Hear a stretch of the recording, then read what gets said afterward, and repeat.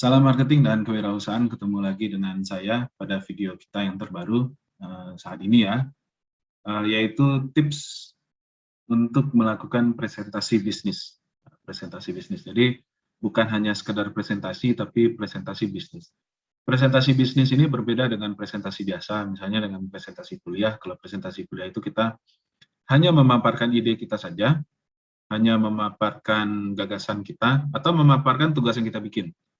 Tapi kalau presentasi bisnis ini kita mengajak orang, bisa jadi untuk investasi ke proposal kita atau untuk membeli produk yang kita tawarkan. Jadi ada persuasifnya gitu, ada mengajaknya, ada membujuknya kalau di presentasi bisnis. Gaya bahasa yang kita sampaikan berbeda dengan presentasi biasa.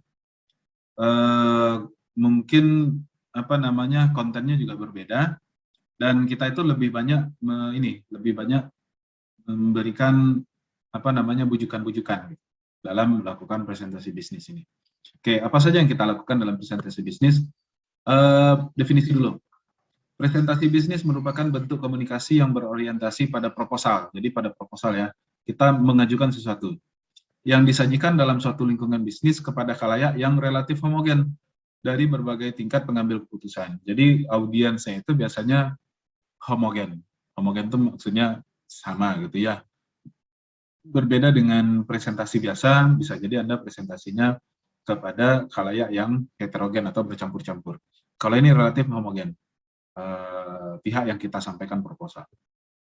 Nah, pada presentasi bisnis, kita harus memfokuskan presentasi kita pada hasil yang ingin dicapai. Misalnya Anda presentasi mengajak investor misalnya. Apa hasil yang ingin Anda capai?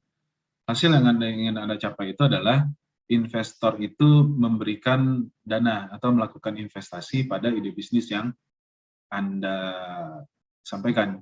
Nah, itu adalah hasil yang ingin dicapai. Berarti ketika kita melakukan presentasi, kita kontennya itu fokus ke situ gitu. Kita kontennya itu fokus kepada bagaimana menarik perhatian dari investor, sehingga investor itu berpikir bahwa ide bisnis yang Anda sampaikan itu adalah ide yang bagus. Ide bisnis yang Anda sampaikan itu adalah ide bisnis yang menguntungkan bagi mereka, bukan bagi Anda. Karena investornya yang akan mengeluarkan uang. Dan mereka juga yakin ya kan bahwa risiko yang akan mereka tanggung sebanding dengan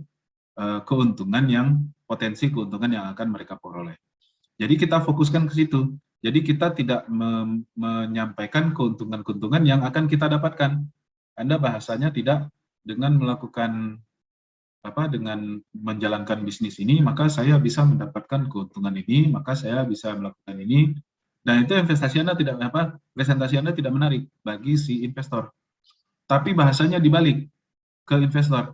Dengan melakukan investasi di sini, dengan jalannya usaha ini, maka Anda bisa mendapatkan keuntungan dari usaha ini berupa begini-gini.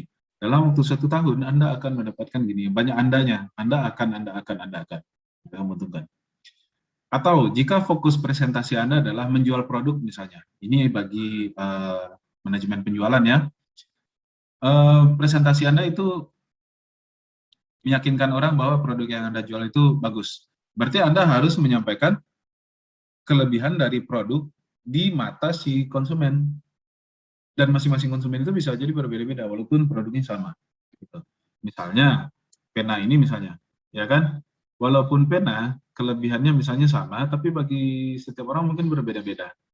Bagi orang tua misalnya, maka pena ini kelebihannya yang perlu disampaikan adalah mungkin tintanya tebal misalnya. Tintanya tebal, sehingga gampang dilihat oleh matanya. Matanya sudah mulai tua. Walaupun ada kelebihan-kelebihan lain. Kelebihan lain misalnya harganya murah, tapi bukan itu yang kita sampaikan. Karena audiens kita itu orang tua misalnya, maka kita sampaikan kelebihan yang sesuai dengan mereka, dengan karakteristik mereka gitu. Nah, kemudian bagi anak muda misalnya, atau bagi saya seorang dosen misalnya, pena ini apa kelebihannya? Bisa digunakan untuk tablet misalnya, atau bisa digunakan untuk laptop. Jadi kita fokuskan presentasi kita pada hasil yang ingin kita capai, kemudian materi yang kita berikan itu sesuai dengan konteks. Ya, sesuai dengan konteks. Jadi bahasa presentasinya itu berbeda, membujuk gitu ya. Nah, kemudian pertama kita tahapan-tahapan dalam melakukan presentasi bisnis itu pertama kita merencanakan presentasi. Dalam merencanakan presentasi ini kita tetapkan dulu tujuan. Ya, dalam presentasi bisnis itu biasanya ya, mungkin ada yang lain, biasanya dua saja. Pertama, menyampaikan proposal, yang kedua menjual produk. Biasanya seperti itu. Yang lain juga ada, tapi biasanya seperti itu ya, dua itu saja. Kemudian kita analisis audiens. Kita harus tahu dulu siapa audiens kita. Semakin detail semakin bagus. Ya kan? Misalnya audiens Anda itu sampai ke budaya-budayanya, Anda harus tahu. Misalnya Anda presentasi di hadapan orang yang yang suka dengan mobil misalnya. Mungkin Anda cerita tentang mobil dulu misalnya, untuk sebagai ice breaking misalnya. Ada orang yang tidak menyukai sesuatu, maka hindarilah kata-kata yang menyinggung hal tersebut. Ya kan? Misalnya, ya sampai sedetail-detailnya apa ya. Saya pernah dapat cerita, ada orang presentasi, dia gagal presentasi, gara-gara dia ini memberikan contoh tentang pernikahan, tentang ini segala macam. Padahal orang yang sedang mendengar presentasinya itu baru saja bercerai. Sampai segitu dia ini, sampai segitu memperhatikan, menganalisis audiens. Jadi analisis audiens ini tidak hanya sekedar oh Bapak itu jabatannya ini, ya kan, kemudian umurnya sekian. Mungkin sampai ke hobi-hobinya kita harus tahu. Apa yang baru dilakukannya, apa yang membanggakan bagi dia. Gitu. Kenapa kita kan harus harus membujuk gitu ya. Orang dibujuk itu kan senangnya dipuji-puji dulu, didekati, harus menyentuh hatinya gitu ya, harus menyentuh hatinya. Nah itu jadi gunanya menganalisis audiens seperti itu. Kemudian bagian yang kedua kita menyusun informasi presentasi. Intinya adalah 3 saja. Kita ada bagian pembukaan, tidak begitu lama, ya kan? Bagian isi ini yang agak menyita waktu presentasi kita, dan kemudian bagian penutup. Pada ketiga bagian ini kita harus sudah membagi waktu. Bagian pembuka ini mungkin sekitar 1 menit atau 2 menit. Bagian penutup juga sekitar 1 menit atau 2 menit. Tentunya kita berharap pada bagian penutup ini ada pertanyaan-pertanyaan. Pada bagian isi berarti kita sudah menyampaikan bujukan-bujukan kita tadi, ya kan? Keinginan-keinginan kita tadi. Apa hal-hal yang akan menguntungkan bagi orang yang mendengarkan. Kemudian jangan lupa kita juga menggunakan visual aid atau bantuan visual. Karena presentasi itu ya jarang sekali presentasi ini yang hanya Anda berdiri kemudian Anda bercerita saja, akan sulit dipahami, ya kan? Ingat kata-kata saya lupa pepatah atau kata-kata bijak ini. Satu gambar akan bercerita 1000 kata, ya kan? Nah, daripada Anda capek-capek bercerita 1000 kata, ya tampilkan saja gambarnya. Jadi visual aid itu gunakan gambar, ya kan? Gunakan video, ya kan? Gunakan yang lain-lain gitu. Nah, jadi gunakan visual aid misalnya, ya itu, misalnya grafik, misalnya, atau Anda foto misalnya, atau lain-lain sebagainya, sehingga ketika menyampaikan presentasi, tidak hanya terfokus kepada kata-kata kita saja, tapi juga ada bantuan-bantuan visual untuk membantu penyampaian presentasi Anda tadi. Kemudian, ada beberapa keterampilan yang harus kita kuasai dalam menyampaikan presentasi ini. Yang pertama, cara berpakaian. Ya, cara berpakaian. Kalau presentasi bisnis, pakaian seperti saya ini, ya nggak bisa ya pakai baju kaos misalnya. Mungkin, kan? Berarti yang minimal pakai dasi, ya kan? Ya minimal sekali pakai baju kemeja, tapi itu sudah sudah sangat keterlaluan itu kalau presentasi di sini pakai kemeja saja. Kemudian pandangan mata kepada audiens. Mata itu adalah jendela dunia. Jadi kalau seandainya kita berbicara dengan orang tidak ada kontak mata, maka orang tidak akan percaya. Ya.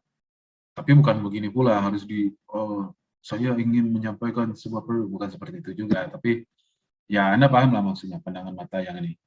Nah, mungkin Anda bertanya, Bapak kok pandangan matanya tidak kepada kami? Ini kan pakai Zoom, kameranya di mana, layarnya di mana, ya kan? Jadi tidak pas gitu. Saya kontak mata dengan mata saya sendiri sekarang. di perangkat ini. Kemudian ekspresi wajah juga harus dilatih. Ekspresi wajah, kalau presentasi bisnis ya harus senyum, ya. Harus dilatih cara berpresentasi dengan cara tersenyum. Ini juga suatu keterampilan tersendiri ini. Saya juga sampai sekarang belum begitu menguasai ini. Jadi misalnya, terima kasih sudah mendengarkan presentasi kami. Kami ingin menyampaikan presentasi mengenai produk kami yang, nah seperti itu tadi, ekspresi wajahnya itu ramah, ya kan, penuh senyuman. Kemudian sikap tubuh, presentasi harus berdiri ya. Kalau presentasi bisnis, jangan duduk. Berdiri, sikapnya sempurna, ya kan. Kemudian gaya bahasa tubuhnya itu meyakinkan, ya kan. Walaupun kita itu meminta sebenarnya, kita itu menyampaikan permintaan, tapi tidak yang harus menunduk-nunduk, harus apa. Kita juga ini harus apa namanya, dengan meyakinkan gitu. Kita juga percaya diri menyampaikan presentasi kita ini, ya kan. Dan itu akan dilihatkan oleh sikap tubuh kita. Suara, ya kan, suara harus jelas. Nah, kemudian bahasa, ya. Nah, bahasa ini memang banyak jadi kendala. Kenapa? Bukan tidak bisa berbahasa Indonesia, tapi presentasi dengan bahasa Indonesia itu ternyata lebih sulit daripada sekedar berbahasa Indonesia saja. Apalagi kita yang di daerah gitu ya, terbiasa berbahasa daerah dari kecil sampai besar, sehingga bahasa Indonesia pun terbata-bata, ya kan? Kemudian disuruh presentasi pakai bahasa Indonesia. Ya, berbahasa Indonesia saja tidak percaya diri, ini disuruh presentasi. Jadi seluruh keterampilan ini, baik cara berpakaian, pandangan mata, ekspresi wajah, sikap tubuh, suara, dan bahasa, ini semuanya ditentukan oleh jam terbang. Ya, ditentukan oleh latihan.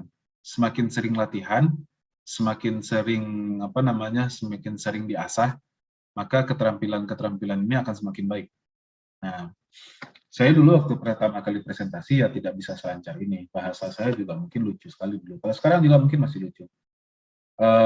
Sikap tubuh ya mungkin malu-malu, ya kan, ekspresi wajah juga entah kemana-mana. Tapi karena seiring waktu, karena sering presentasi, apalagi saya juga tugasnya sebagai dosen gitu ya, semakin lama presentasi itu semakin bagus. Saya sekarang sudah bisa presentasi itu tanpa persiapan. Seperti ketika mempresentasikan bahan ini, nah ini sebenarnya tanpa latihan. Saya siapkan bahannya juga saya ambil dari yang lain, kemudian saya langsung aja presentasi. Gitu. Sudah bisa seperti itu gitu, karena sudah sering sekali presentasi. Jadi keterampilan itu bisa diasah dengan latihan. Oke, ada beberapa tipe orang yang melakukan presentasi, ya kan? Ya, tapi tipe-tipe yang jelek gitu ya, tipe-tipe yang harus kita hilangkan. Kalau seandainya Anda adalah salah satu dari ini, maka segeralah perbaiki. Pertama, tipe penghindar. Tipe penghindar ini adalah ketika presentasi itu dia selalu berusaha kalau bisa jangan ada pertanyaan, misalnya. Kalau bisa ya tidak usah presentasi. Nah, ini dari sebenarnya karena saya ini dosen gitu ya, ini sudah bisa dilihat ketika di kelas. Kalau dia sudah presentasi satu kelompok yang presentasi itu saja, berarti teman-temannya itu tipe penghindar. Ada lagi tipe pengkhawatir. Tipe pengkhawatir ini dia khawatir, belum presentasi pun sudah khawatir, artinya kerugiannya berlebihan. Itu ada tipe pengkhawatir, artinya terlalu banyak yang dikhawatirkannya sehingga ketika presentasi itu hasilnya tidak maksimal. Ada lagi tipe panik. Tipe panik ini juga sangat parah. Artinya ketika muncul pertanyaan, dia akan panik. Nah, pertanyaan yang bisa dia jawab seharusnya bisa jadi tidak akan terjawab, sehingga presentasi bisnisnya buyar atau gagal. Ya. Kemudian yang terakhir tipe pemalas. Tipe pemalas ini lebih kepada ya tidak niat gitu ya, melakukan presentasi tidak niat, tidak latihan misalnya, tidak melakukan persiapan, tiba-tiba saja presentasi ya didengar alhamdulillah, kalau tidak juga terserah gitu. Nah, ini adalah tipe-tipe yang harus kita hindari. Ada 4 tipe gitu. Nah, tipsnya Nah, tips selanjutnya, pertama kita harus relax. Ya, relax ini harus santai. Yang namanya presentasi bisnis itu, namanya kita membujuk, apalagi presentasi bisnis ini kan biasanya audiensnya orang-orang hebat, gitu ya.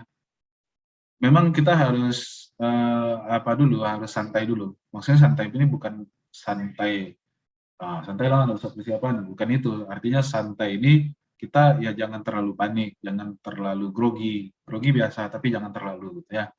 Kemudian kenali ruangan, ya kan? Jangan kita itu ketika presentasi kita harus memasuki ruangan yang baru, kita perhatikan ruangan di sekitar kita. Itu salah satu cara menghilangkan salah satu cara menghilangkan grogi. Kita mengenali di mana kita berada, di dalam ruangan itu terdapat apa saja, itu juga salah satu trik untuk menghilangkan rasa grogi. Kemudian know the audience, kita ketahui audience, know your material. Nah, jangan sampai materi yang kita presentasikan ini kita sendiri tidak tahu. Nanti muncul pertanyaan, nah jangan sampai dijawab, mohon maaf pertanyaan tersebut belum bisa saya jawab karena saya juga tidak tahu. Itu berarti tidak know your material. Know your material ini maksudnya kita tahu apa yang kita presentasikan itu. Isi presentasi itu sudah kita kuasai. Kemudian kita harus menguasai know your limit. Kita harus tahu apa saja keterbatasan-keterbatasan kita. Sehingga dengan tahu keterbatasan kita itu, kita bisa melatih pada kesempatan berikutnya. Misalnya, Anda punya keterbatasan dalam rasa percaya diri misalnya. Ya kan? Sementara berbahasa bagus, menyiapkan presentasi bagus, menyiapkan gambar bagus. Ya kan? Nah, tapi kelemahannya itu saja. Ya sudah, berarti kita sudah tahu apa yang akan diperbaiki atau akan dilatih untuk presentasi kita berikutnya. Oke, demikian saja tips presentasi bisnis yang dapat saya sampaikan. Semoga dapat dipahami dan dapat dikembangkan. Sampai jumpa pada video berikutnya. Salam marketing dan kewirausahaan.